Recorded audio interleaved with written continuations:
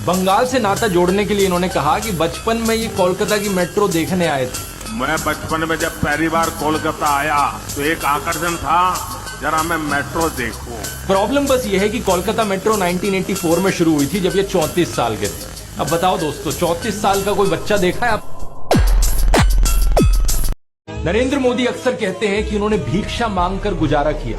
कभी कहते हैं कि 35 साल के लिए, कभी कहते हैं 40 साल के लिए। करीब 40 साल मैंने भिक्षा मांग करके खाया है। मैं 35 साल तक भिक्षा मांग करके खाया था। चलो इतनी तो बोलने में गलती हो सकती है, 35 साल हो 40 साल हो, लोग अक्सर भूल जाते हैं। लेकिन सवाल ये कि वो एमएलए पहली बार बने 2002 में, तब उनकी उम्र होगी 52 इयर्स। लेकिन उससे पहले 90s में ही पता नहीं कैसे उन्होंने फॉरेन टूर्स कर ली। ये फोटोज देखो उनकी, आईफिल टावर के सामने पेरिस में, व्हाइट हाउस के सामने अमेरिका में, हॉलीवुड के सामने, लंदन गए, वो मलेशिया गए। क्या 40 साल भिक्षा मांगकर इतने पैसे कमाए जा सकते हैं कि फॉरेन के टूर्स कर रहे हैं?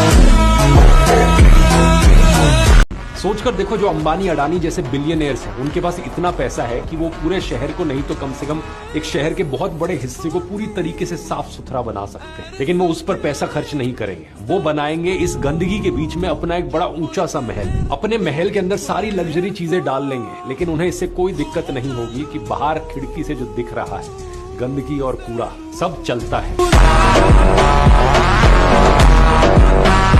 इस ट्वीट को देखिए, कहा जा रहा है कि 3 इडियट्स मूवी जो 2009 में रिलीज हुई, वो सोनम वांगचुक को लॉन्च करने का एक पीआर अटेम्प्ट थी। मतलब यूपीए सरकार के अंदर 2009 में एक फिल्म बनाई गई ताकि 16 साल बाद जाकर सोनम वांगचुक को मोदी सरकार पर अटैक करने के लिए इस्तेमाल किया जा सके। कोई लॉजिक है इस बात में?